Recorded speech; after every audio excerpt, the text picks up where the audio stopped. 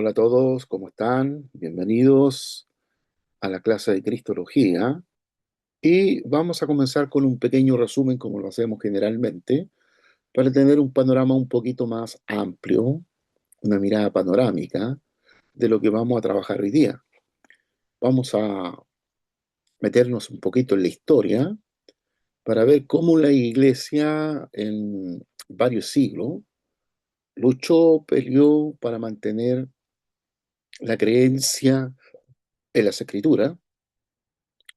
Evidentemente se levantaron varios movimientos herejes que intentaron o trataron de afectar o de contradecir lo que era la cristología bíblica para decir que Jesús fue un humano no tan humano, y otra herejía hablaba de que Jesús no era divino, era un hijo creado, el primer hijo creado, etcétera.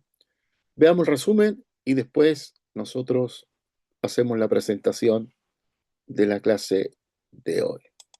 Hola a todos. Hoy nos metemos de lleno en una batalla histórica verdaderamente turbulenta. Vamos a analizar cómo la Iglesia primitiva luchó por definir exactamente quién y qué era Jesucristo. A lo largo de esta guía comparativa desgranaremos las primeras herejías cristológicas, veremos en qué consistían exactamente estos errores doctrinales y, lo más importante, cómo la ortodoxia los fue refutando uno a uno. Fijaos en cómo el teólogo del siglo IV, Gregorio Nacianceno, lo resumió de forma absolutamente magistral. Él dijo: lo que no fue asumido no fue sanado. Así que la clave de todo esto es que equivocarse sobre la naturaleza de Cristo no era solo un error técnico, amenazaba fundamentalmente la salvación humana. Pensadlo bien, esto no era un simple debate académico de salón. ¿Qué va? Era una batalla con un impacto literal y eterno. Porque claro, si Cristo no tomó sobre sí la humanidad completa, entonces no podía salvar a la humanidad. Así de simple, las apuestas eran altísimas.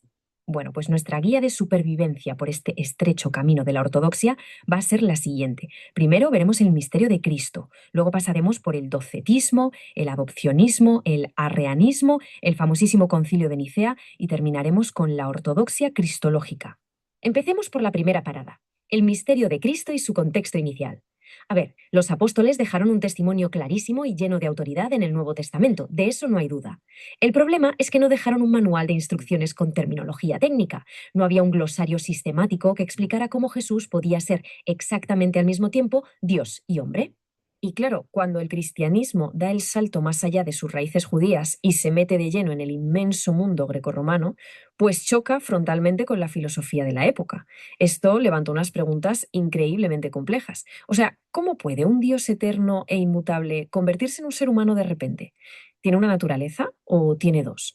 El tremendo reto de la Iglesia aquí era mantener el equilibrio y articular la verdad apostólica sin caer por el precipicio de los extremos. Era literalmente como caminar por la cuerda floja. Lo que nos lleva al punto número 2, el docetismo o la negación de la humanidad. Y ojo, porque esta fue la herejía más temprana de todas, atacando directamente la realidad física, de carne y hueso de la encarnación. La gran pregunta que flotaba en el ambiente durante los primeros siglos era: ¿era Jesús realmente un ser humano de carne y hueso? Para entender por qué dudaban, hay que ponerse en la mentalidad de la época. Estaban empapados de dualismo griego y platonismo. Para ellos, la materia era, por definición, algo malo, y el espíritu era lo único puro y bueno. Así que, bajo esa lupa, la simple idea de que un Dios santo se metiera en un cuerpo material era impensable, una locura.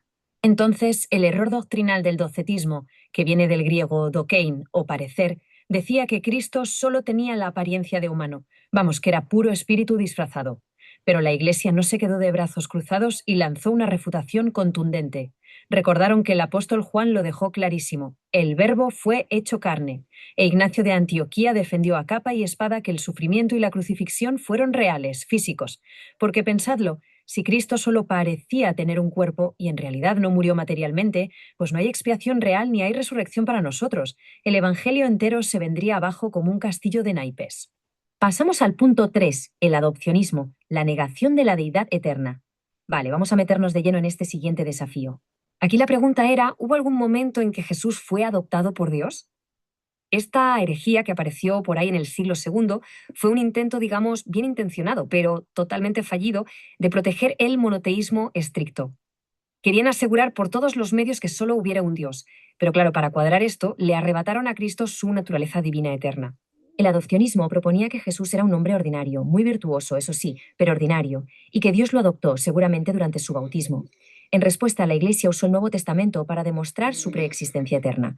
Jesús mismo lo dijo sin tapujos: antes que Abraham fuese, yo soy. Y grandes mentes como Orígenes argumentaron que el Hijo es generado eternamente por el Padre.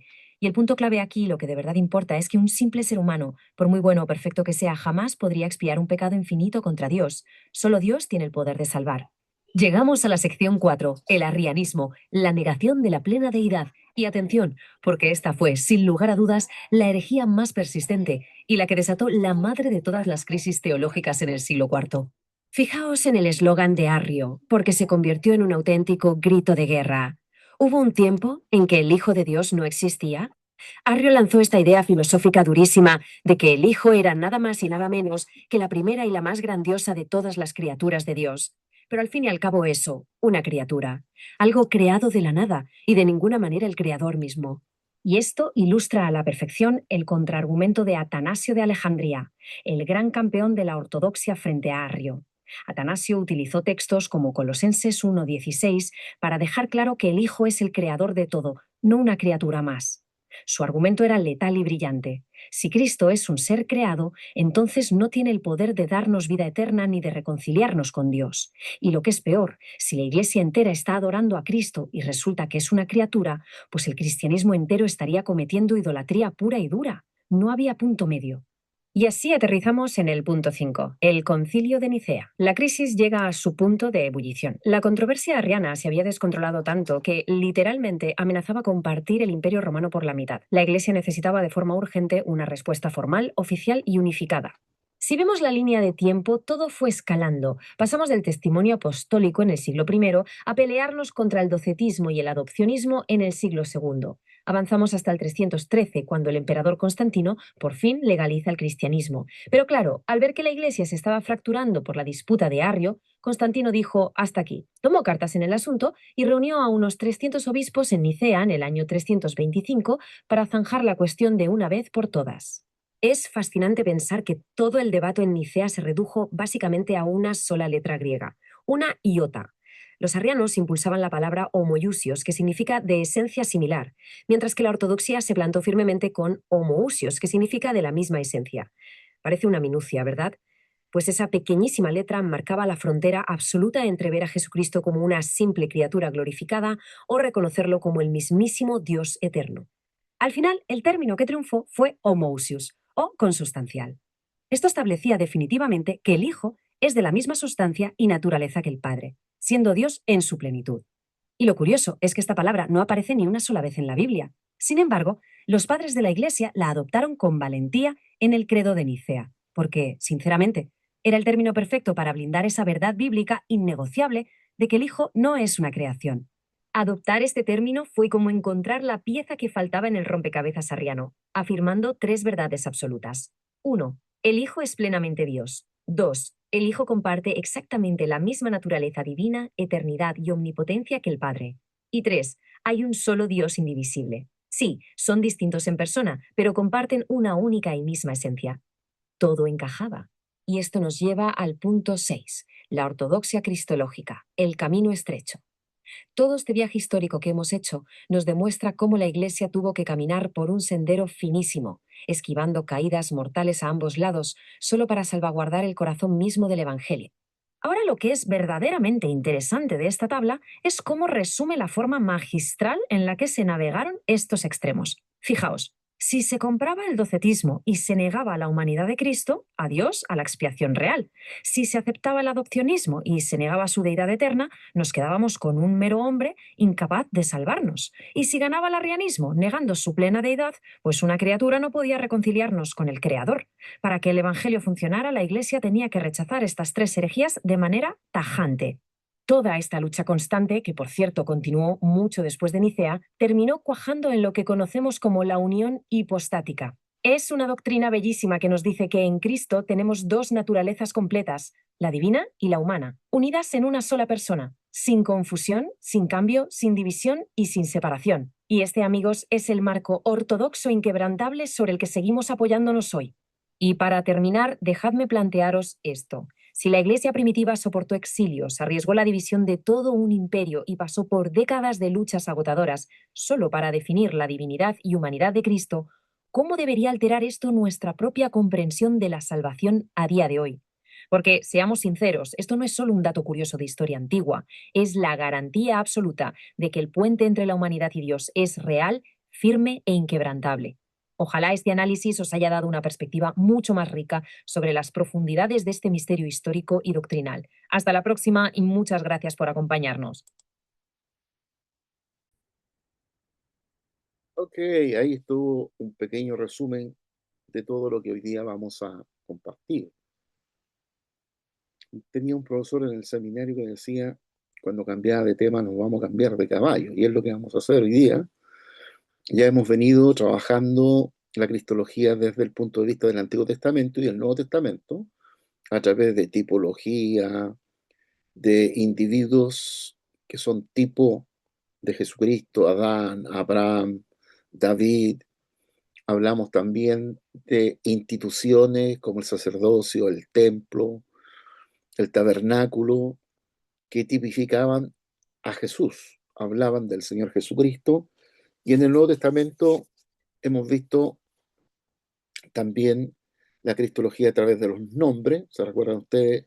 Señor, eh, el nombre, uno de los nombres más importantes, Logos, etcétera, hijo de Dios, hijo de hombre. Y también vimos la cristología a través de pasajes emblemáticos, como el prólogo de Juan, capítulo 1, verso al 18,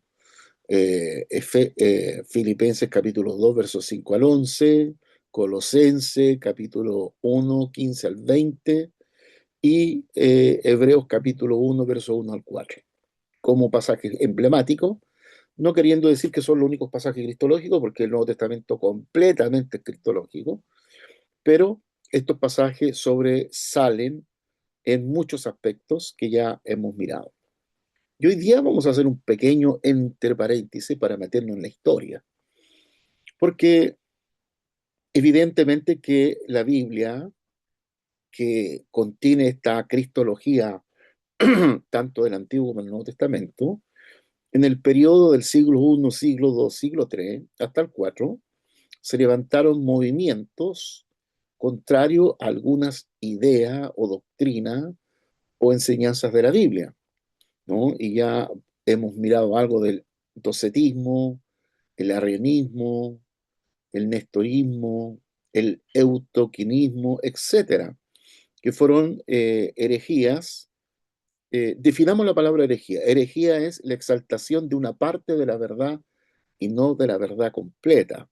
Entonces, la idea es, durante este periodo que nos queda de tiempo, es la formulación de la doctrina, cómo eh, co- eh, se fueron formando las doctrinas. No quiere decir, y lo dije en una clase anterior, que nosotros nos basemos en la doctrina de la patrística o en los axiomas apostólicos que se hicieron, o declaraciones o confesiones posteriores, que desde allí nosotros nos alimentamos. No, nos alimentamos desde la Biblia. La Biblia contiene estas verdades y estos concilios, como el que vamos a ver, el de Calcedonia, el de Nicea, etcétera, fueron para afirmar la verdad que ya existía en la Biblia. Porque por ahí de repente algunos católicos apologistas creen y piensan y dicen que nosotros nos basamos toda nuestra enseñanza en lo que los concilios lograron afirmar. Pero no, los concilios lo que hicieron fue afirmar lo que ya estaba escrito en las escrituras, así que nuestra afirmación está en las escrituras y no solo en los concilios, aunque evidentemente que estudiar lo que se discutió, se peleó, se debatió en los concilios nos ayuda a tener una imagen un poquito más clara, integrando también en este caso la patrística, que es el estudio de los padres de la iglesia, y a qué se enfrentaron.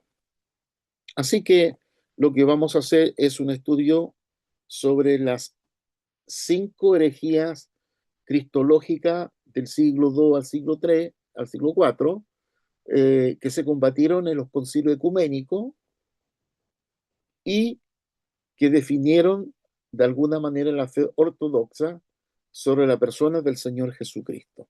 Eso es lo que el pantallazo que vamos a dar. Es importante que tengamos el marco teórico completo y en este caso tengamos lo que la historia de la doctrina nos dice en la historia. Entonces, una pequeña introducción.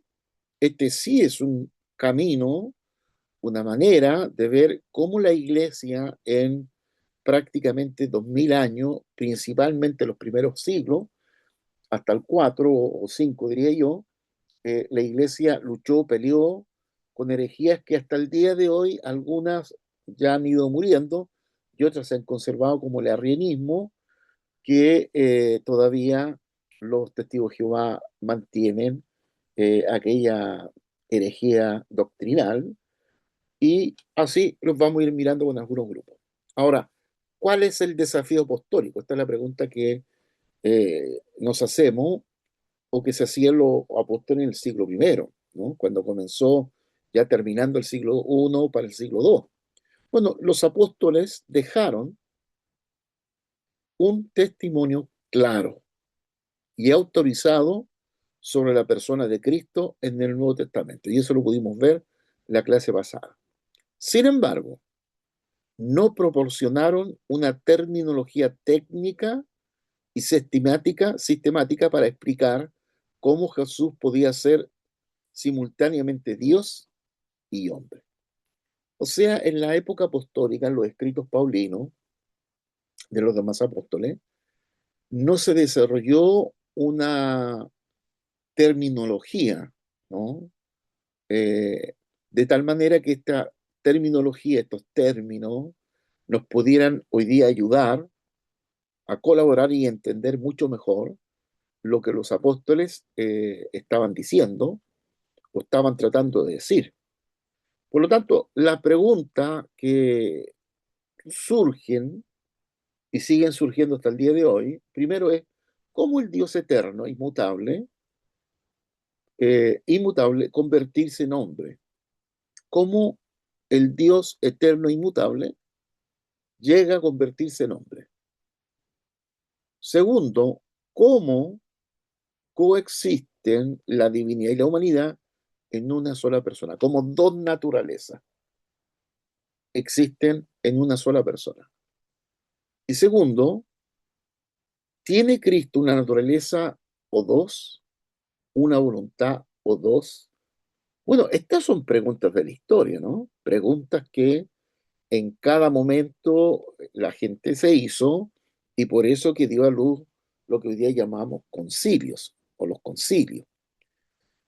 Y eso hace que el día de hoy siguen habiendo preguntas, ¿no? Siguen habiendo preguntas porque evidentemente el movimiento apostólico del siglo I no intentó definir con una serie de conceptos o términos teológicos para tratar de evitar que en el futuro hubieran drama, problemas o gente interpretara mal lo que ellos estaban diciendo.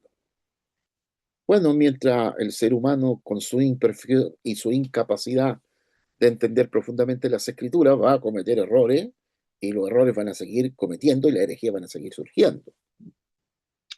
Sin embargo, cuando la iglesia se expandió hacia el mundo greco-romano, estas preguntas filosóficas y teológicas se volvieron urgentes e inevitables. Lógico, si el cristianismo se desarrolla en una cultura, en un ambiente cultural o filosófico, ideológico, contrario a lo que plantea evidentemente el cristianismo o que plantea la Biblia o el movimiento apostólico del siglo I, evidentemente que va a chocar con conceptos, ideas, ideología o filosofía que se tiene en el lugar donde el Evangelio se está desarrollando. Y eso ocurrió con el Evangelio cuando Pablo va al mundo griego, choca evidentemente con la cultura griega, porque en lo que no choca Pablo, y los griegos lo entendían bien, que habían como semidioses O sea, el dios Zeus había tenido relaciones con mujeres humanas y habían nacido los semidioses, o mitad dios, mitad hombre, 50-50. Esa idea del Dios que se encarna no fue tan, diría yo, tan chocante para el mundo griego, porque ellos ya tenían una concepción más o menos parecida. Lo que fue chocante es que este Dios muriera en la cruz para darnos vida y salvación. Eso fue eminentemente chocante.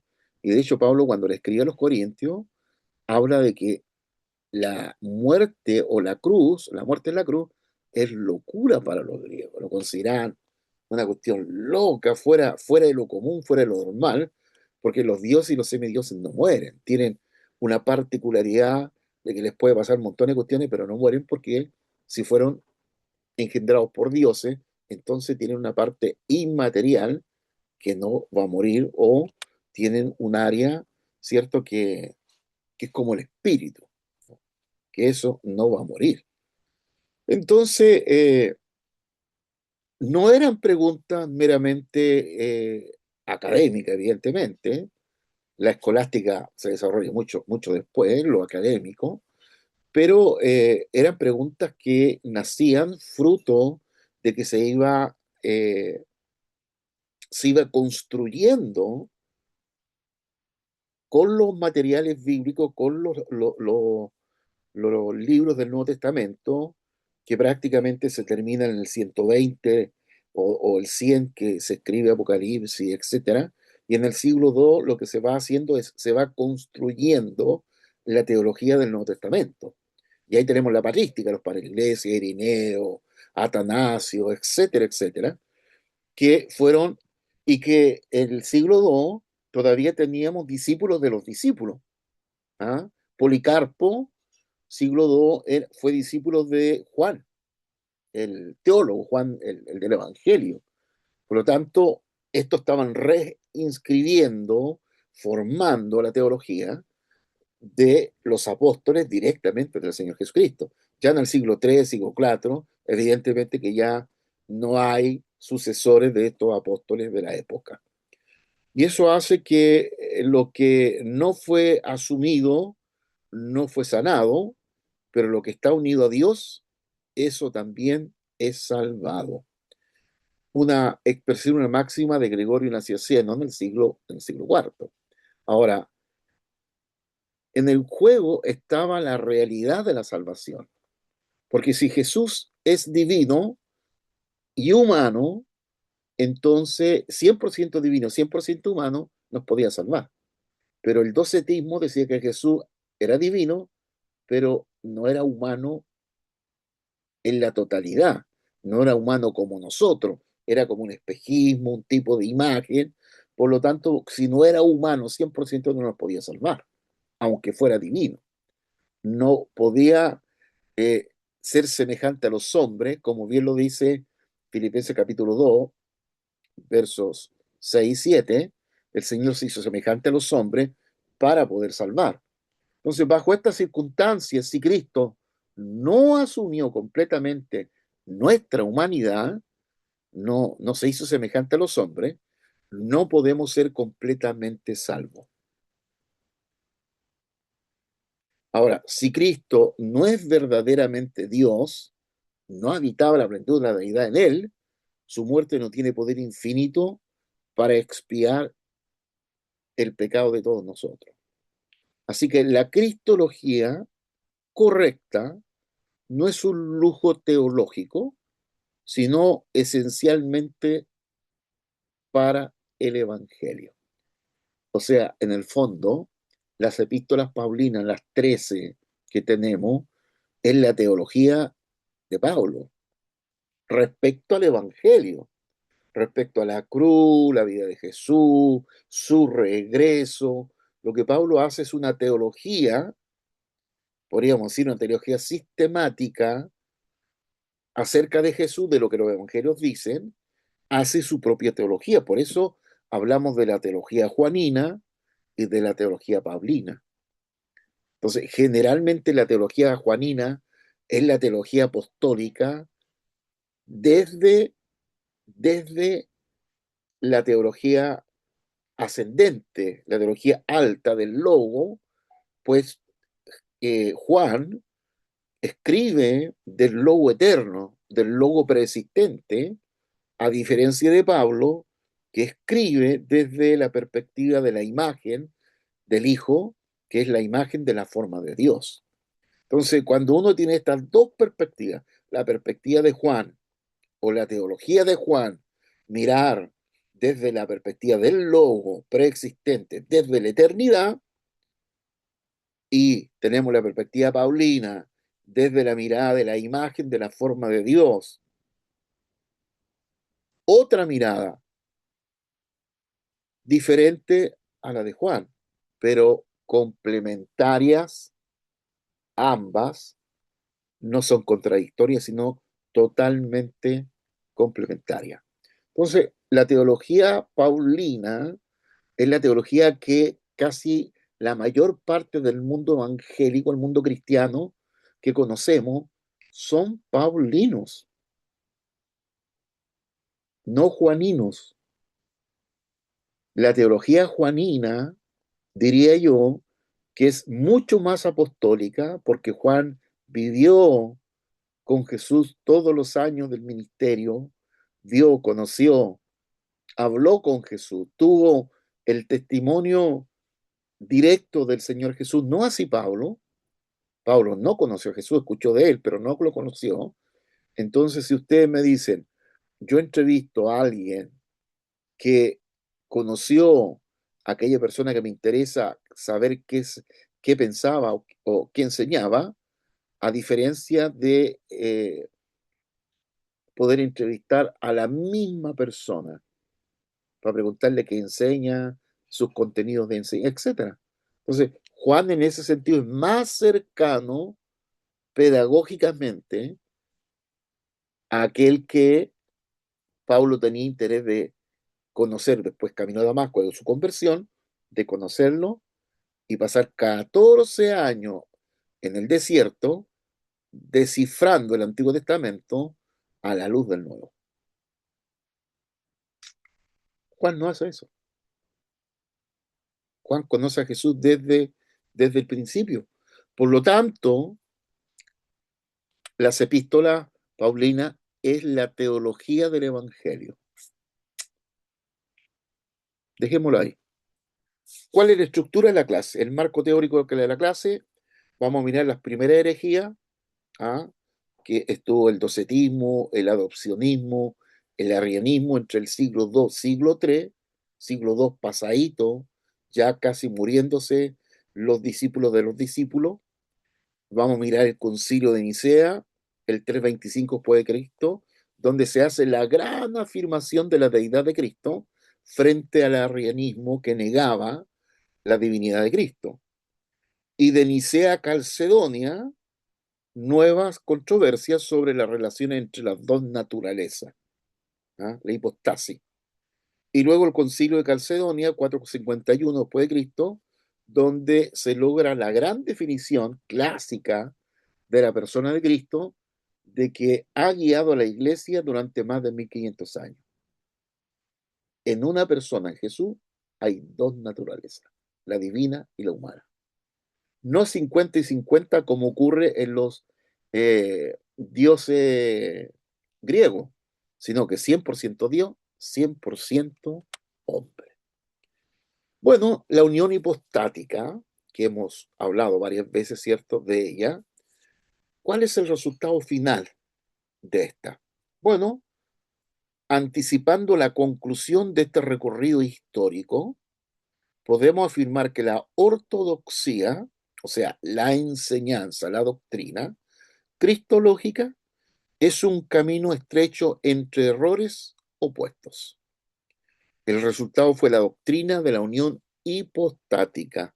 Bueno, estas palabras que se construyen post siglo I, siglo II, donde comienzan los padres de la iglesia y la patrística a armar desde el punto de vista de los conceptos teológicos, filosóficos, armar todo el entramado de la cristología, lo que nos está diciendo esta unión hipostática, que hay dos naturalezas completas, o sea, 100% Dios, 100% hombre. Y estas dos integran, ¿cierto? Se integran, no son una mezcla, son absolutamente completas. Una sola persona, unida en el Señor Jesucristo, sin división y separación, y sin confusión ni cambio. O sea, ninguna naturaleza absorbe ni altera a la otra, como lo decían algunas herejías de la época.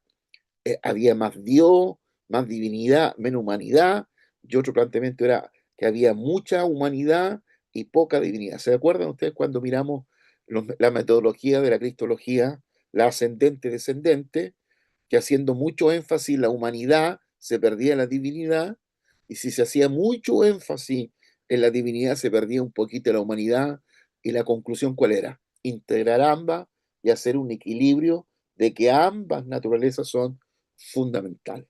Bueno, las primeras herejías, desde los primeros días de la iglesia, surgieron enseñanzas erróneas sobre la persona de Cristo. Estas herejías no surgieron en un vacío, o sea, no son por surgimiento espontáneo. A menudo reflejaban intentos bien intencionados, pero equivocados de explicar el misterio de la encarnación usando las categorías filosóficas disponibles en el mundo grecorromano. Se, Seguramente que ustedes han escuchado esta expresión, el lenguaje crea realidades, ¿cierto? El lenguaje crea realidad. Bueno, de tal manera que como no había un lenguaje teológico, filosófico, sofisticado, académico de la época, entonces evidentemente que quedaba abierto mucho de la enseñanza apostólica del Nuevo Testamento.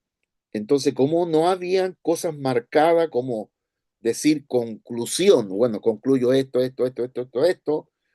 no estaban cerradas las enseñanzas, no había conclusión de enseñanzas, quedaban abiertas a la interpretación, abierta a nuevos paradigmas y a diferentes visiones, ¿ya? Diferentes visiones.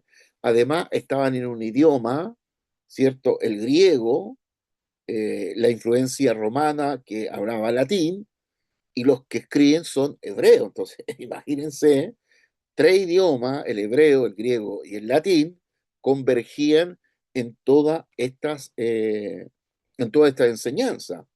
Ahora, desde el panorama de las herejías cristológicas que combatieron el cristianismo, tenemos entonces tres fundamentales. Había muchas más, ¿no? Pero tres fundamentales. Docetismo. ¿Qué decía el docetismo? El docetismo negaba la humanidad real, y la influencia decía que había un dualismo griego. Luego tenemos el adopcionalismo, que niega la deidad eterna, y su influencia es monoteísmo estricto. Y el arrianismo, que yo creo que el que más conocemos por los testigos de Jehová, niega la plena deidad. O sea, Jesús no es divino, es humano. Y su influencia, evidentemente, era un platonismo medio, ¿no? Más filosófico. Entonces, cuando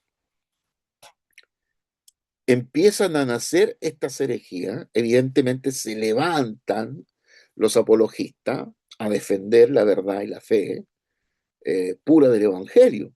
Entonces, ¿qué ocurría? Que cada herejía representaba un intento filosófico de resolver el misterio de Cristo, que al hacerlo distorsionaba el Evangelio al negar o minimizar algún aspecto esencial de su persona.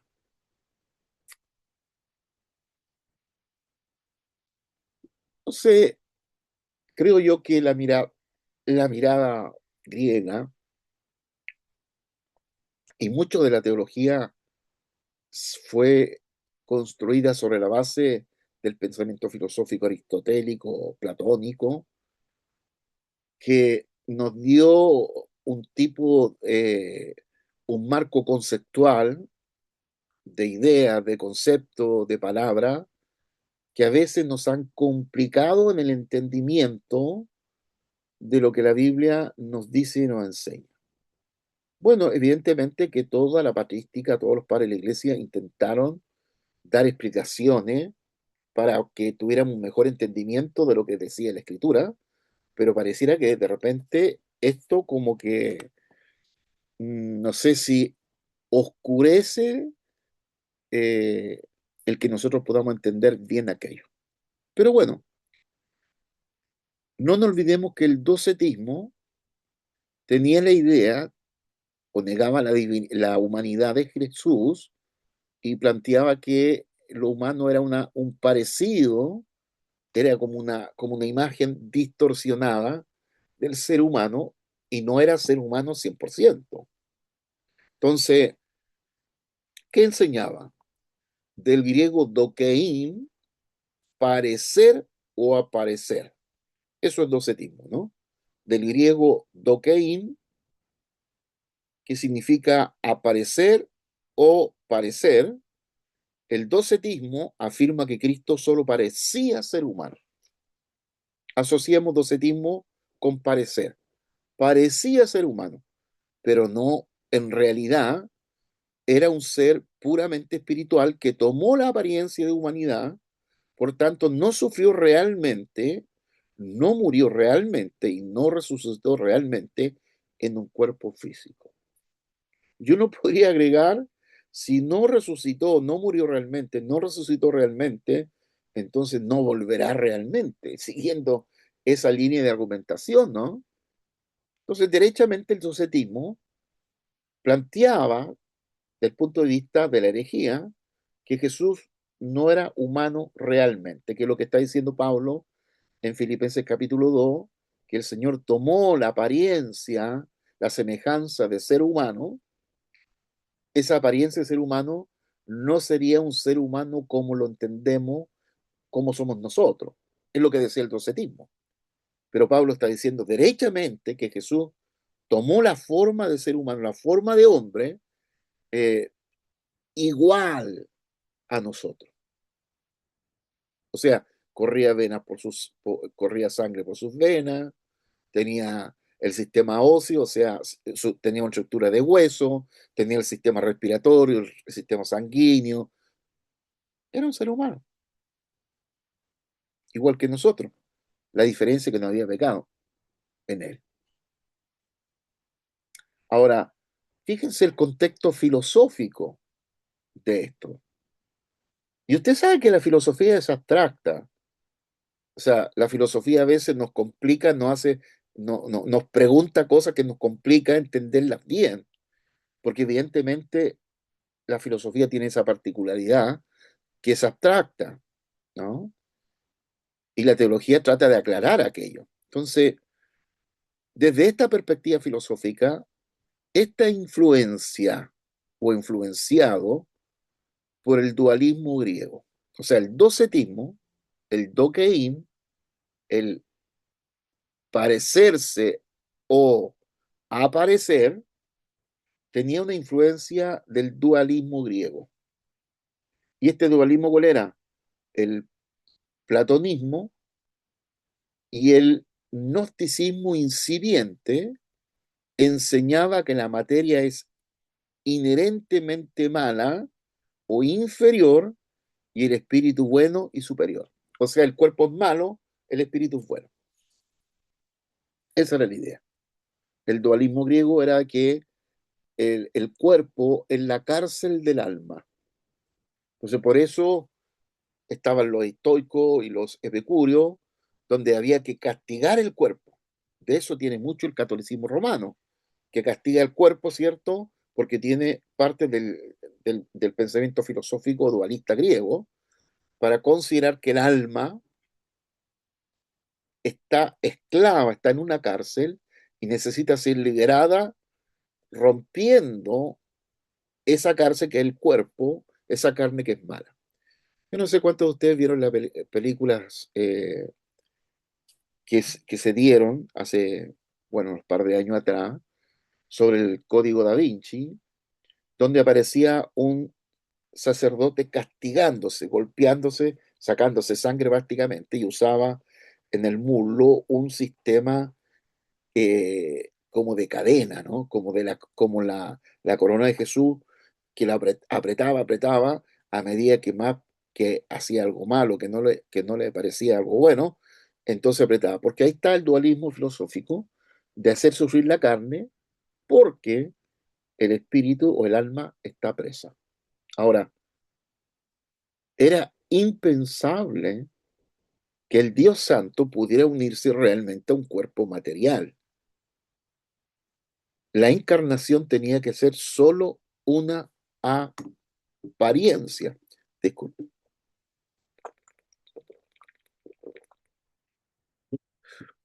Que tenía que ser, la encarnación tenía que ser solo una apariencia para que pudiera encajar en el docetismo, en el pensamiento que el docetismo tenía, de esta dualidad griega de pensar que la carne es mala y el espíritu es bueno.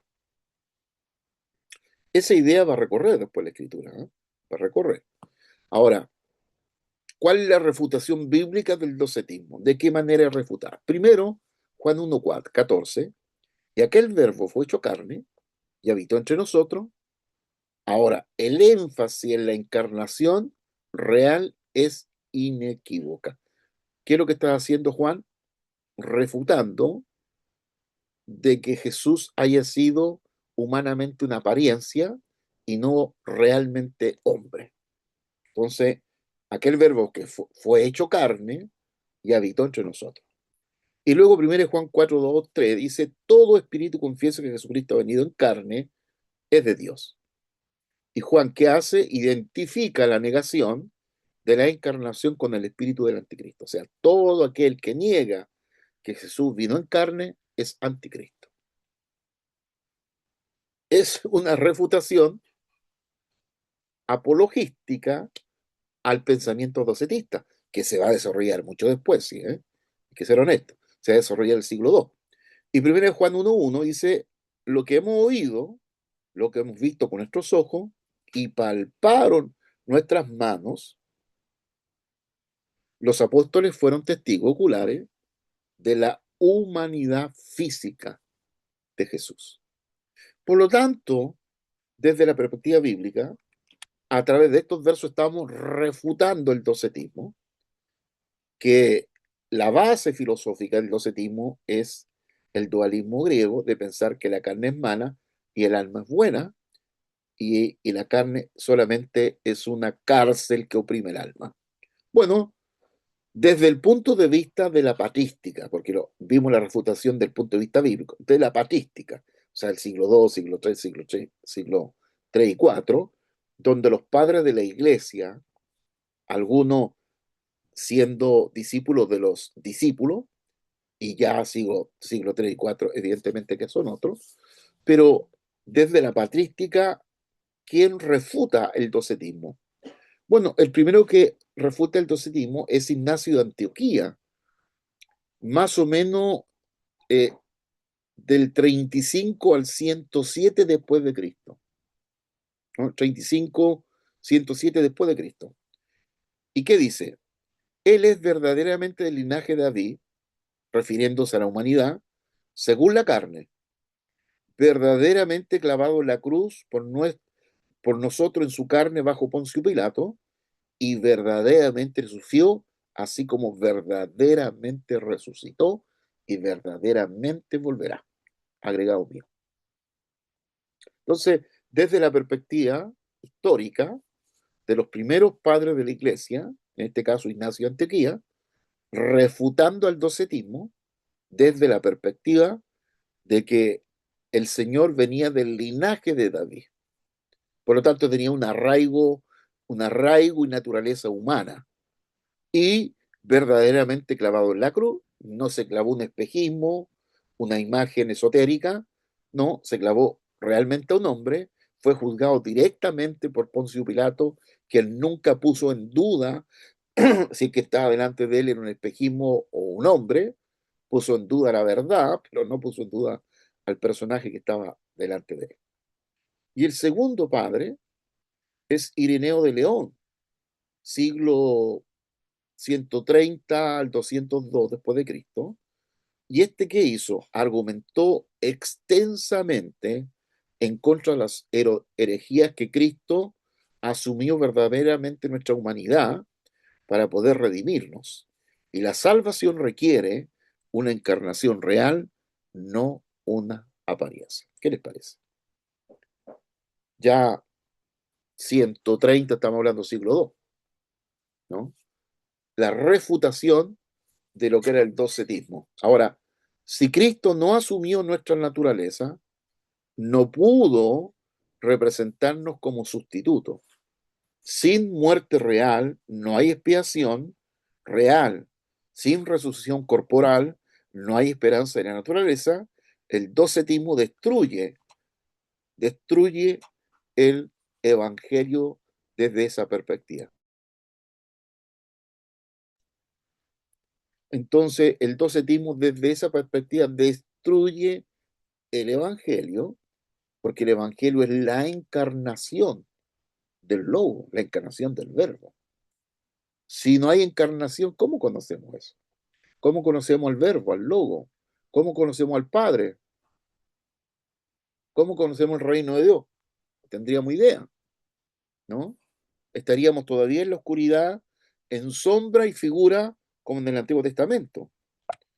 El hecho de que se haya encarnado el logo, el verbo, es que tenemos una revelación más profunda, más directa, más conectada con la realidad espiritual vivida en los cielos de los cielos de los cielos. Docetismo, recuérdense, dokein, la palabra griega, y significa parecer o apariencia. Bueno, ahora entramos con la segunda herejía, que es el adopcionismo. Adopcionismo. ¿Y qué dice el adopcionismo? Jesús fue adoptado como hijo. O sea, el adopcionismo enseña que Jesús era un hombre ordinario y que fue adoptado por Dios como su hijo en algún momento de su vida. Algunos piensan que fue en el bautismo donde se escuchó la voz que dijo, este es mi hijo amado. Ahí Dios lo adopta. Ahora, ¿qué negaba el adopcionismo? Negaba totalmente la preexistencia eterna de Cristo y su deidad plena, afirmando que se convirtió en hijo de Dios por adopción, no que lo fuera desde la eternidad. O sea, Jesús no es hijo logo eterno, persistente y coexistente con el Padre, sino que en un momento de la historia, en un momento de espacio y tiempo, se constituyó hijo y en este caso ponen el bautismo como el momento en donde Dios lo adopta como hijo, negando totalmente la preexistencia y la deidad plena del Señor Jesucristo. Eso es el adopcionismo. Ahora, ¿cuáles son las dos vertientes de esta herejía? Primera vertiente, versión moralista. Jesús era un hombre especialmente virtuoso que fue recompensado con la adopción divina en virtud de su excelencia moral y obediencia. O sea, Dios lo eligió, lo escogió a Jesús por el hecho de ser un tipazo, ¿no? Ser un tipazo que moralmente, éticamente, es una persona responsable, que tiene buena moral, etcétera. Son las razones del adopcionismo, porque una de las razones por qué Dios escogió a Jesús en ese sentido. Y la otra versión es espiritual, ¿no? Una es moralista, la otra espiritual. El Espíritu de Cristo, el Logo, descendió sobre el hombre Jesús en su bautismo, haciéndolo en ese momento el Hijo de Dios. Esta es la otra, que en el bautismo que el Señor estaba viviendo, en ese momento fue investido con el logo, ¿no? El Espíritu de Cristo o el logo descendiente sobre el hombre Jesús. Hasta ahí era un hombre común y corriente. ¿Ah? Como escribe Vidal, el Jesús ordinario, ¿no? El judío ordinario. Hasta ahí era ordinario. Cuando ocurre el bautismo, entonces desciende no solo el Espíritu, sino que desciende también el Logo y lo constituye un hijo de Dios, pero hijo de Dios desde ese momento y no hijo de Dios desde su preexistencia.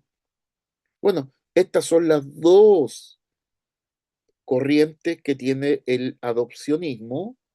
Una es moralista, de que fue elegido Jesús porque tenía una alta moral, una alta ética, era un tipazo, y la otra espiritual, que en el momento del bautismo descendió el logo y ahí se constituye hijo de Dios, negando la preexistencia y la eternidad plena del Hijo.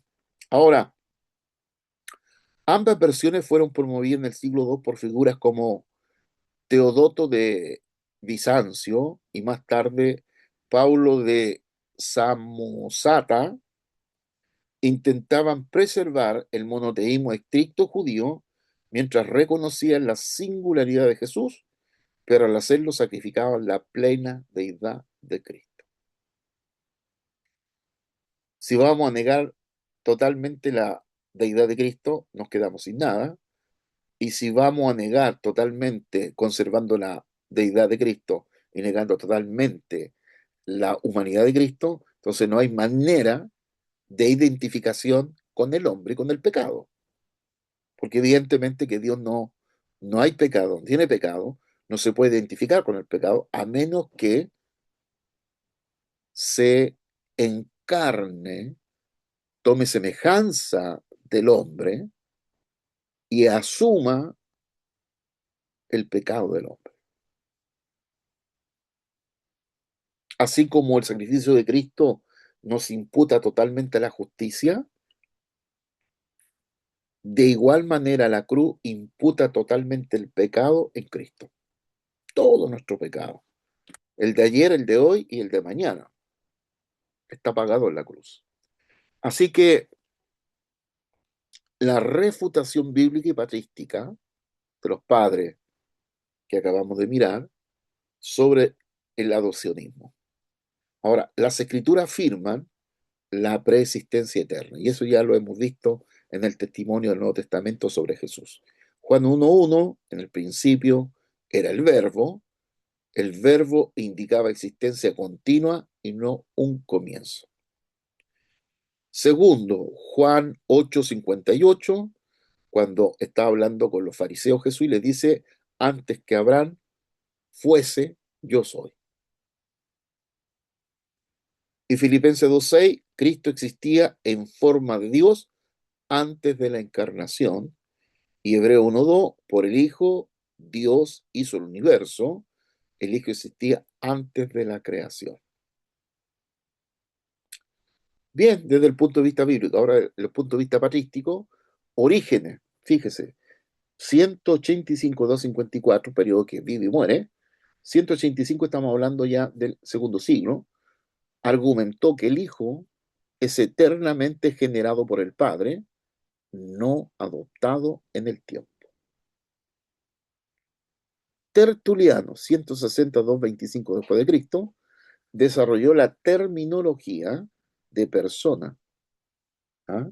Pues la palabra persona no aparece en la escritura, es un término, se construye un término teológico para hablar de la persona de Dios, la persona del Hijo, la persona del Espíritu Santo. ¿Y quién lo hizo? Tertuliano, 160-255. Ahora, desarrolló la terminología de persona y sustancia para explicar cómo el Hijo puede ser distinto del Padre en persona, pero uno con él en sustancia. Sí, diferente en persona porque cada persona tiene su propia voluntad. El Padre tiene su voluntad, el Hijo tiene su voluntad, el Espíritu Santo tiene su voluntad, pero los tres son una sustancia, no son tres dioses. Nosotros no creímos en tres dioses, Dios Padre, Dios Hijo y Dios Espíritu Santo. Eso es ser trinitario, o sea, triteísta. No, nosotros creemos en un Dios manifestado en tres personas. Por eso cuando hablamos de Dios, hablamos del nombre de Dios que es Yod-Heh-Vav-Hei, o Jehová o Yahvé, que es el nombre de Dios, pero cuando hablamos de la Trinidad, hablamos de Padre, Hijo y Espíritu Santo. No hablamos de Dios Padre, Dios, no, Padre, Hijo y Espíritu Santo. Eso hay que tenerlo con claridad. Bueno, solo Dios puede expiar el pecado infinito contra Dios. Un mero hombre adoptado no tiene poder para lograr nuestra salvación. O sea, cualquiera de las dos naturalezas que el Hijo no tenga, no tiene ninguna posibilidad de perdonar o cargar el pecado a todos nosotros. Y luego el arrianismo, otra herejía, yo diría de las más peligrosas porque la que más permanece en el tiempo.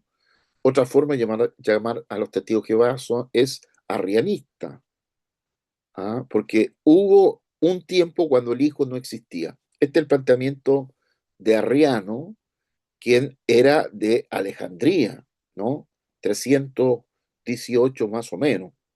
El arrianismo, enseñado por Arriano, por Arrio, 250 al 336, presbítero de Alejandría, fue la herejía cristológica más peligrosa y persistente de la iglesia primitiva.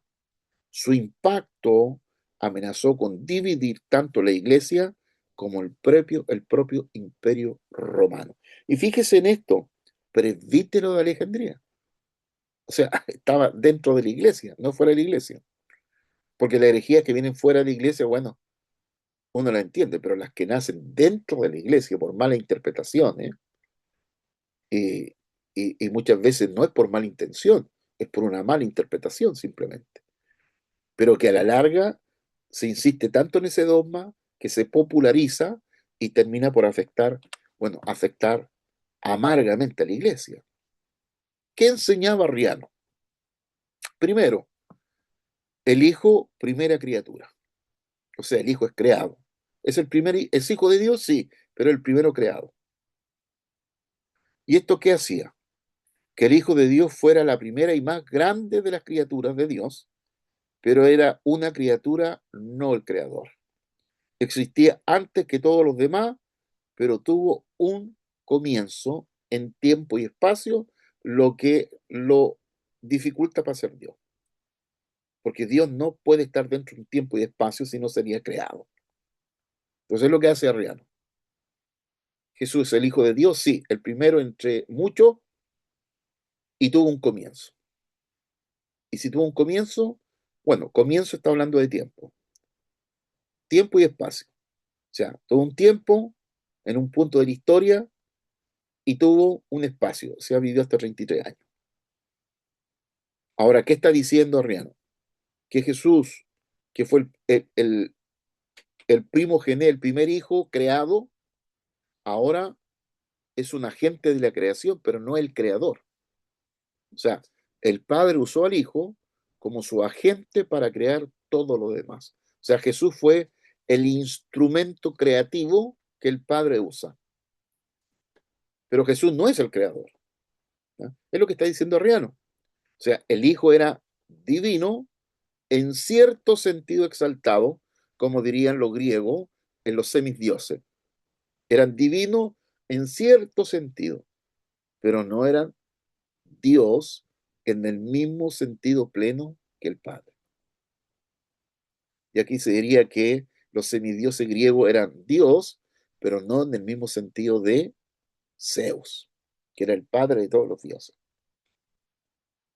Ahora, Arrio argumentaba que la absoluta trascendencia de Dios hace imposible que otro ser comparta plenamente su esencia divina, por tanto el Hijo debe ser una esencia diferente, o sea, una criatura, una criatura.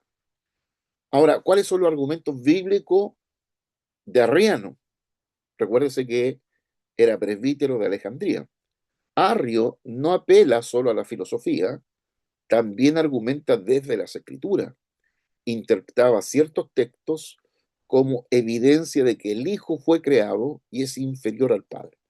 Proverbio 8:22, el gran proverbio de la creación. Jehová poseía me poseía en el principio. Arrio lo aplicaba al Hijo como sabiduría, interpretándolo como un origen temporal. Colosenses 1:15, el primogénito de toda creación, Arrio lo leía como el primer ser creado, el inicio de la creación.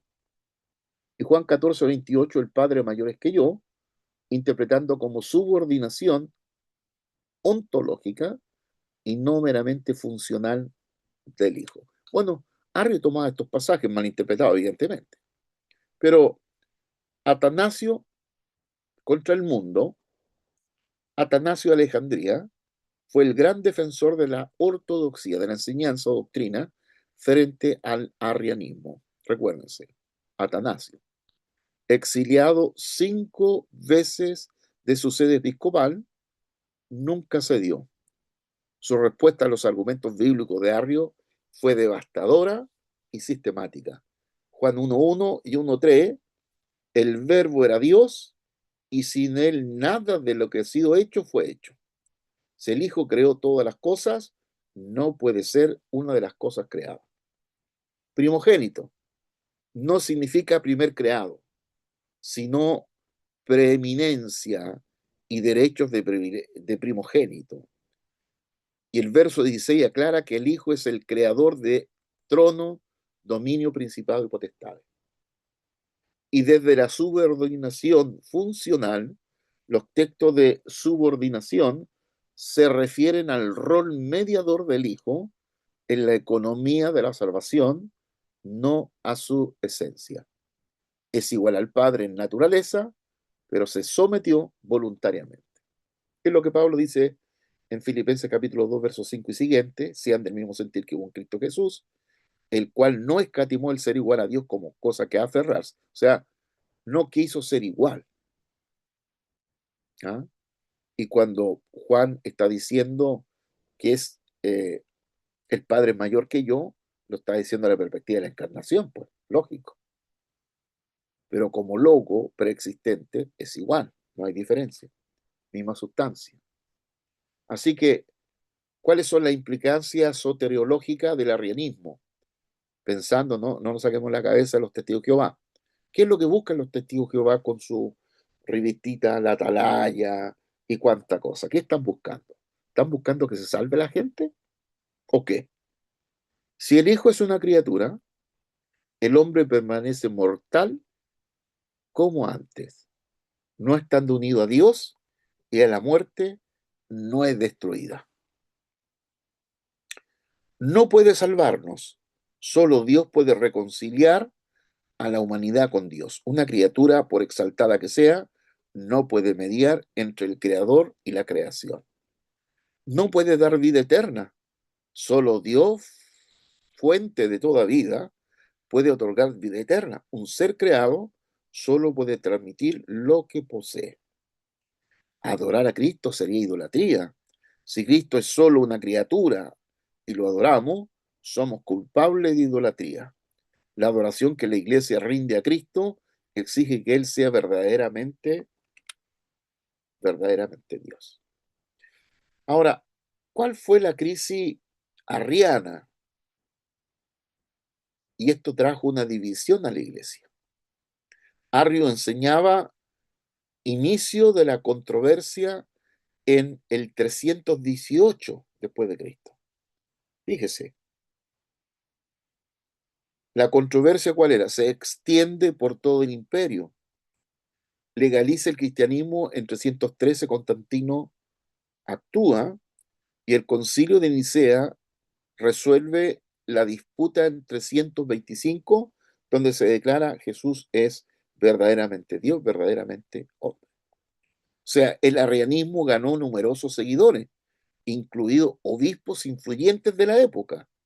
La controversia amenazaba con dividir la iglesia y desestabilizar el imperio. El emperador Constantino, alarmado por la fractura, provocó el primer concilio ecuménico de la historia en Nicea en el año 325 después de Cristo. Ahora, el concilio de Nicea, de los primeros concilios, Eh, en este caso, es el emperador que convoca a los obispos de toda la iglesia a reunirse en Nicea, que hoy día es la actual Turquía, Nicea, para resolver la controversia arriana. ¿Y cuál era la controversia arriana? Que negaban la divinidad de Cristo. Fue el primer concilio ecuménico universal de la historia de la iglesia. El primer concilio de 22, 23, 24 concilios posteriores. Pero este fue el primero. ¿Cuáles fueron las figuras clave en Nicea? Primero Alejandro de Alejandría, luego Atanasio, Eusebio de Cesarea y Ocio de Córdoba. Alejandro de Atanasio de Alejandría, que era obispo de Arrio y principal opositor al arrianismo desde Egipto, presidió la delegación alejandrina, o sea, de Egipto. Atanasio, joven diácono, asistente de Alejandro, se convertía en el mayor campeón de la ortodoxia. Ortodoxia es enseñanza, doctrina, teología, nicena durante décadas. Y Eusebio de Cesarea, el gran historiador de la iglesia, simpatizó inicialmente con la idea arriana, pero finalmente aceptó la posición nicena. Y Ocio de Córdoba, obispo español, consejero del emperador Constantino, jugó un papel crucial en la organización, en este caso, del concilio de Nicea, primer concilio de los veintitantos. ¿Cuál fue el debate central en Nicea? La pregunta fundamental del concilio era precisa y de consecuencias eternas. Primero, ¿es el Hijo de la misma esencia que el Padre, homoiousios, o de una esencia similar pero diferente, homoiousios? Es decir, una criatura homoousios, de la misma esencia que el Padre, posición ortodoxa. El Hijo es plenamente Dios en el sentido más pleno y absoluto. Y la otra, homo y o usios, de esencia similar al Padre, posición arriana. El Hijo se parece a Dios, pero es de naturaleza diferente. En última instancia, es una criatura. Recuérdese que ahí en el bautismo fue que descendió el Espíritu y se constituyó un logo que tuvo un inicio. Pues Arriano no creía en la preexistencia del logo. Una sola letra griega, la iota, que ustedes verán aquí, aquí esta es la iota, ¿no? La I, ahí. Acá no está. Homo usios. Y aquí homo iousios. O sea, le agregó aquí una iota en el griego, ¿cierto? Una iota, una I, para trastocar que el Señor era, la posición arriana era, el Hijo se parece a Dios, pero es de naturaleza diferente. Sin embargo, homoousios está planteando que el Hijo es plenamente Dios en el mismo sentido pleno y absoluto que el Padre. Ahora, una sola letra griega, la iota, separaba las dos posiciones, pero las implicaciones soteriológicas eran radicalmente opuestas. Soteriológica refiere a la salvación, ¿no? Ahora, el credo de Nicea, el 325 después de Cristo, el concilio produjo el credo de Nicea, que afirmó inequívocamente la plena deidad del Hijo. Su declaración sobre Cristo incluía las siguientes afirmaciones fundamentales.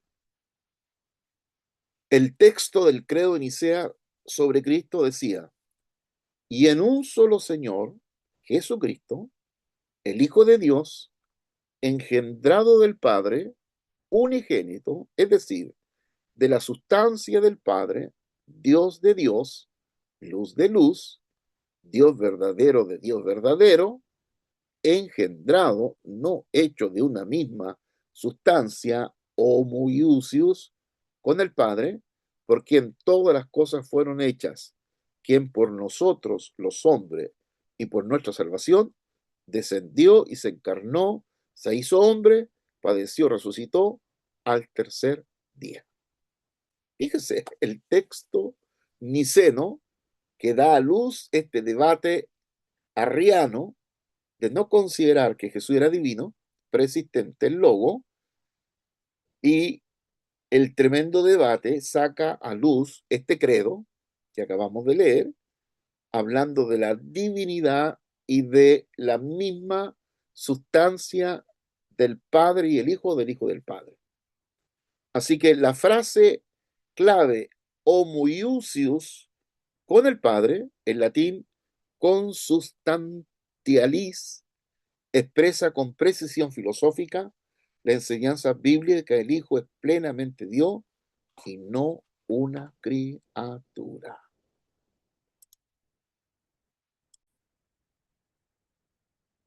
¿Qué le parece todo el debate?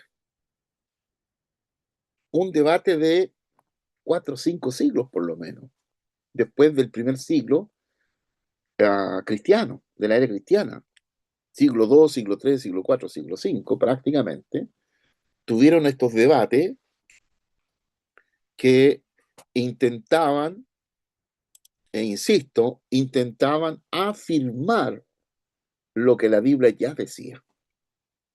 No es que nosotros creemos los dogmas apostólicos que los concilios lograron, como el que acabamos de leer de Nicea. Todo esto confirma lo que ya la Biblia decía. Nosotros confiamos en lo que la Biblia dice y por supuesto que recibimos toda la historia de los credos o de los concilios como un evento histórico, pero nuestra fe no está puesta ahí, está puesta en la Biblia. Así que los anatemas contra el arrianismo, el credo también incluyó cadenas explícitas de las formulaciones arrianas. Pero los que dicen hubo un tiempo cuando no existía y antes de ser engendrado no existía y fue hecho de la nada, o que afirman que el Hijo de Dios es de otra hipostasis o sustancia, o que es creado o mutable o alterable, a estos anatematizamos la Iglesia Católica. O sea, maldito. ¿Cierto? Todo el que diga que el Hijo de Dios, el Verbo, tuvo un tiempo en que fue creado, tiempo y espacio, que fue engendrado, que no existía antes, a todos estos que niegan aquello, seas maldito. Lo que Pablo dice capítulo 1 de Gálatas, si un ángel del cielo bajara y predicara otro evangelio, sea maldito, sea anatema. O sea, hubo un tiempo cuando el Hijo no existía, que es el eslogan central del arrianismo, que el Hijo fue hecho de la nada, como cualquier criatura, como Adán, por ejemplo, condenado, y que el Hijo es mutable o alterable, cualidades de lo creado y no del creador. Quien diga esto es anatema. Ahora, ¿cuál es el significado teológico de esta palabra? Homoiosis. Homo, recuérdense que significa igual. ¿Ah? Iosis, sustancia, de la misma sustancia. Ahí la palabra homosexual, ¿no? Homo, igual. Ahora, ¿por qué un término filosófico? El término homoiosis era filosófico y no parecía literalmente en las escrituras. Algunos lo objetaron por ello, por no parecer en la escritura, pues es un contexto, es un constructo, ¿no? Es un concepto construido. Pero los defensores de Nicea respondieron, aunque la palabra no está en la escritura, el concepto sí. Era la forma más precisa de expresar lo que la escritura enseña sobre la plena deidad del Hijo. Comparémoslo con el término Trinidad. El término Trinidad no aparece en la Biblia. Pero el concepto está. La enseñanza, la teología trinitaria está en la Biblia. De hecho, Jesús, el que presenta la Trinidad al Padre y al Espíritu Santo. Lo mismo, homoiosis de la misma sustancia, no aparece, no está, pero está la enseñanza. ¿Ah? Está la enseñanza. Y esa enseñanza, toda esa enseñanza, que el Hijo y el Padre son uno, son de la misma sustancia con el Espíritu Santo es el Espíritu sustancial del Padre y del Hijo, toda esa enseñanza se resume en una palabra, homoiosis o homoousios. En esa palabra se resume todo. ¿Qué estamos diciendo? Que el Padre y el Hijo son de la misma sustancia, de la misma naturaleza. Bueno, afirmamos tres verdades. Primero, el Hijo es plenamente Dios. Segundo, comparte la misma naturaleza del Padre. Y tercero, hay un solo Dios. Padre e Hijo son distintos en persona, pero uno en esencia divina, indivisible. O sea, no se pueden separar. Están unidos Padre, Hijo y Espíritu Santo, unidos, no se pueden separar, aunque como persona tienen voluntad propia, individual. Recuérdense, Jesús en la cruz, antes de ir a la cruz, Padre, que no se haga mi voluntad, sino la tuya. O sea, lo que hace es sacarse la voluntad, negar su voluntad, para que la voluntad del Padre se sobreponga a la voluntad de él. Pero tenía voluntad. Bueno, si tenemos 24, 22 a 24 concilios en todo 2000 años de historia, quiere decir que la lucha continuaba. La lucha de Nicea continuaba, no terminó con la declaración de Atanasio. O sea, aunque Nicea condenó el arrianismo, la controversia no terminó. En las décadas siguientes hubo un resurgimiento arriano, especialmente bajo el patrocinio de emperadores simpatizantes del arrianismo. Atanasio fue exiliado 5 veces de su sede en Alejandría por su defensa inquebrantable de la fe y afirmación nicena. O sea, en Jesús está la naturaleza y la misma naturaleza y sustancia del Padre y el Hijo. Voluntades, personas y voluntades diferentes, pero misma sustancia, misma naturaleza.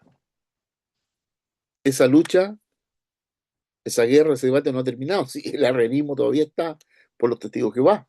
Hasta el día de hoy, imagínense, fue tan potente esa herejía que hasta el día de hoy permanece.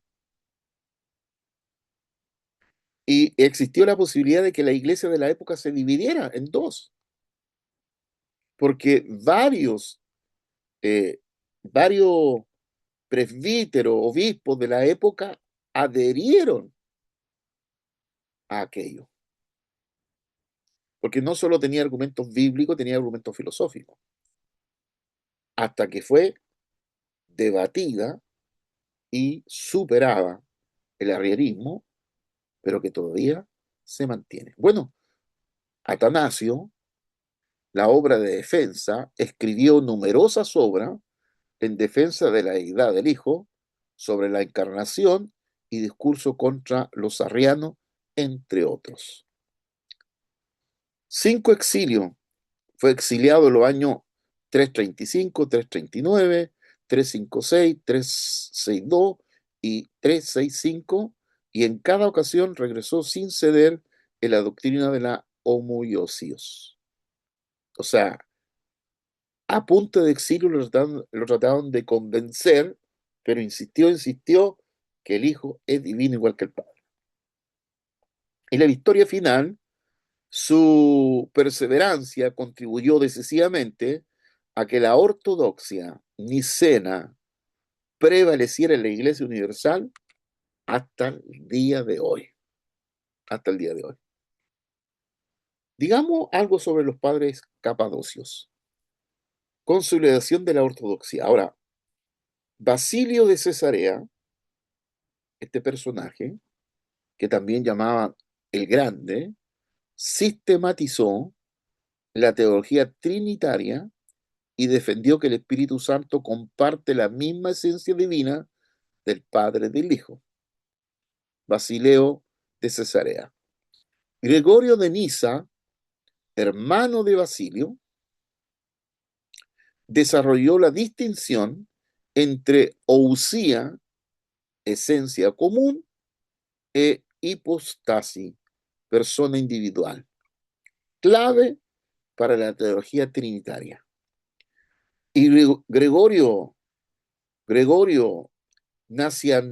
Nacianceno, estos nombres complicados, el teólogo predicó los famosos discursos teológicos en Constantinopla y acuñó la máxima: lo que no fue asumido no fue sanado. Así que el concilio de Constantinopla, el 381 después de Cristo, primero el de Nicea, el 325, condena del arrianismo. Padres Capadocio refinan la teología nicena, y Constantinopla 381 reafirma y expone el credo de Nicea. Así que el concilio de Constantinopla en 381 después de Cristo reafirmó y expandió el credo de Nicea, produciendo lo que conocemos como el credo niceno constantinopolitano. Este credo amplió la sección contra el Espíritu Santo y ha llegado a ser el credo más ampliamente aceptado en toda la cristiandad, compartidos por católicos, ortodoxos y la mayoría de las iglesias evangélicas protestantes. Así que el credo niceno constantinopolitano, el fruto definitivo del periodo niceno, es el credo niceno constantino. ¿Qué dice este credo? Creemos en un solo Señor Jesucristo, Hijo unigénito de Dios, nacido del Padre antes de todos los siglos, Dios de Dios, luz de luz, Dios verdadero de Dios verdadero, engendrado, no creado, de la misma naturaleza del Padre, homoousios, por quien todo fue hecho.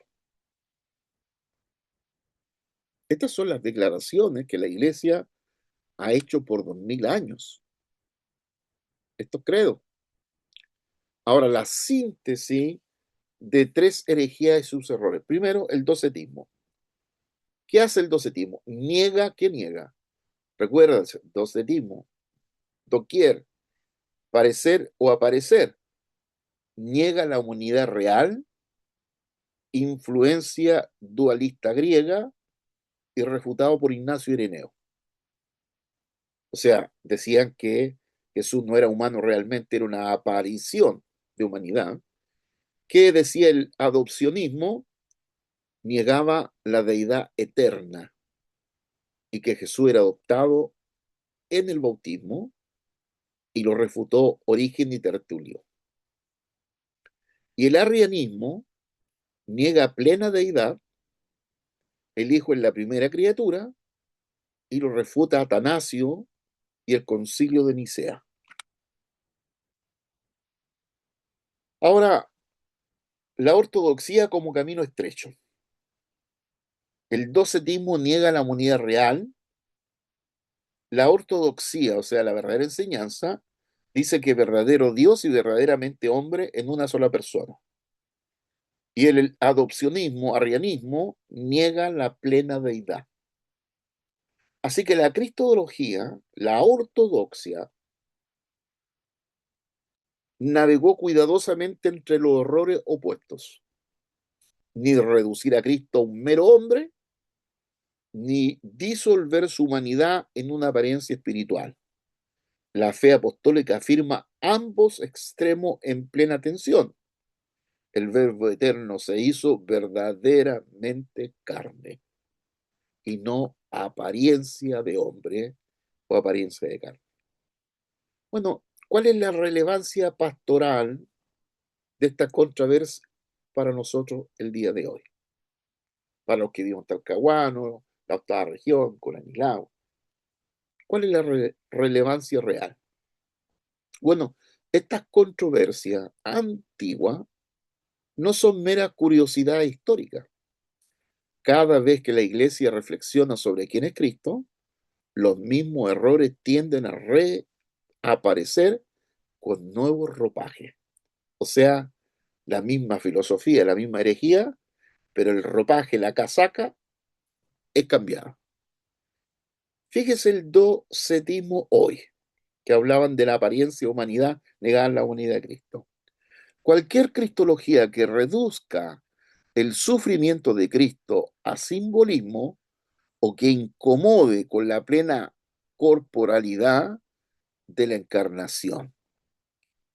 Lo que digan eso hoy es el docetismo de ayer, es el docetismo de hoy. Está negando el sufrimiento, negando lo que significó la muerte de Jesús en la cruz, o sea, y lo está tomando como un simbolismo. No, eso es un simbolismo. No es que Jesús murió en la cruz, no es que derramó su sangre. No, es un simbolismo de sacrificio. No, no es simbolismo. Fue real. Jesús realmente murió en la cruz y realmente resucitó. Lo otro, el adopcionismo hoy. Visiones que ven a Jesús como el mejor ejemplo de humanidad, ignorando su identidad como el eterno Hijo de Dios. ¿No? Aquellos que lo miran como un buen hombre, un buen tipo, algo que hizo bueno, dio su vida por otro, es un ejemplo de humildad, un ejemplo de humanidad, un ejemplo ético, de moralidad. No, para nada. Jesús fue el eterno Hijo de Dios. Y fíjese el arrianismo hoy. Grupo como los Testigos de Jehová, que enseñan que Cristo es un ser creado, el primer Hijo de Dios, pero no Dios mismo. O sea, la herejía que más daño le hizo a la iglesia que la pudo haber partido, en dos seguimos teniendo el arriano o el arrianismo o testigos de Jehová hasta el día de hoy, que lo predican todos los días por las casas. Hay algo que llamamos el principio de Gregorio, que es la salvación integral. Lo que no fue asumido, no fue sanado, ¿cierto? Se recuerdan de Gregorio. Ahora, la lógica salvífica de la encarnación, ¿cuál es? Bueno, este principio patrístico resume el argumento central contra toda cristología deficiente. Si Cristo no asumió verdaderamente nuestra humanidad, con cuerpo, alma, mente, voluntad y sufrimiento, entonces ningún aspecto de nuestra humanidad fue redimido por su obra. La plenitud de la salvación exige la plenitud de la encarnación y la eficacia infinita de esa encarnación exige el que se encarnó sea verdaderamente Dios. Si no, no sirve. Así que de Nicea 325 a Calcedonia 458, un camino inacabado. O sea, no ha terminado el camino. Nicea resolvió la pregunta sobre la deidad de Cristo. El Hijo es homoousió con el Padre, misma sustancia. Pero surgió una nueva pregunta igualmente urgente. ¿Cómo se relaciona la divinidad y la humanidad en una sola persona? ¿Se mezclan? ¿Coexisten sin contacto? ¿Una absorbe a la otra? Esta pregunta ocuparía la iglesia durante el siglo V, dando lugar a las controversias nestoriana y eutiquiana y culminando en el concilio de Calcedonia en el año 451 después de Cristo, tema de la segunda parte de esta clase. Bueno, queridos, una cronología del Nuevo Testamento a Calcedonia. Siglo I-II, el docetismo y primera forma de gnosticismo refutada apostólica y patrísticamente. Siglo II a III, adopcionismo. Tertuliano y Origen desarrollan terminología trinitaria. Luego tenemos controversia arriana, concilio de Nicea, homoousi contra Arriano, lucha post-nicena, los padres Capadocio consolidan la ortodoxia trinitaria, la enseñanza, la doctrina, concilio de Constantinopla, credo niceno y Constantinopla pipipitano, parece toda la lengua, ¿no? Politano, y el 425 Cristo, el concilio de Calcedonia, definición clásica de la unión hipostática. Les dejo el cuadrito aquí de los términos, homoiosis, con la iota ahí metida, ousia, hipóstasis, unión hipostática, anatema.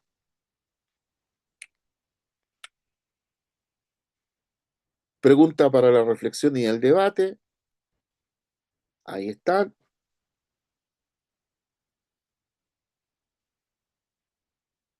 Ustedes pueden detener el video y escribir las preguntas, que también están en los apuntes.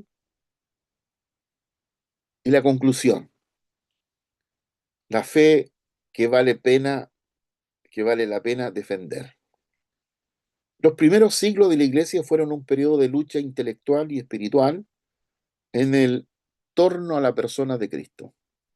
Las herejías del docetismo, adopcionismo y arrianismo representaron intentos sinceros pero erróneos de racionalizar el misterio de la encarnación.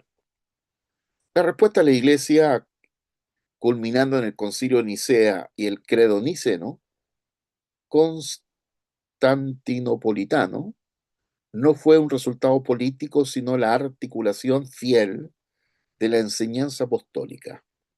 Jesús es verdaderamente Dios y verdaderamente hombre, y solo por esa razón puede ser el Salvador del mundo. La ortodoxia cristológica no es un lujo académico, es el fundamento sobre el que descansa la esperanza total y absoluta del Evangelio. Bueno, queridos, hemos tenido un pequeño recorrido de la historia. Vale la pena mirar la historia y cómo por muchos años se ha defendido. Y si ustedes se fijan, el debate ha estado entre la humanidad y la divinidad. Ahí está todo el debate. Hoy día, en la academia teológica, está el debate nuevamente de la divinidad de Cristo. Si esa divinidad y esa humanidad que estuvieron en una persona con dos naturalezas, 100% Dios, 100% hombre, cuando Jesús hacía los milagros, ¿qué naturaleza funcionaba? ¿Funcionaban las dos? ¿Funcionaba solo la divina o funcionaba solo la humana? En el caso de los milagros, la divina era anulada para que la humana solamente funcionara. ¿Cómo era todo eso? Lo vamos a ver en la siguiente clase. No se lo pierdan. Va a estar extraordinaria para entender cómo operaban ambas naturalezas, en este caso, tanto la divina como la humana, en el caso del Señor Jesucristo. Querido, ha sido todo un placer, un gozo, una alegría de verles y animarles a seguir leyendo y estudiando y preparándonos para tener un mejor conocimiento acerca del Hijo de Dios. Dios les bendiga. Nos vemos próximo martes a la misma hora. Bendición a todos.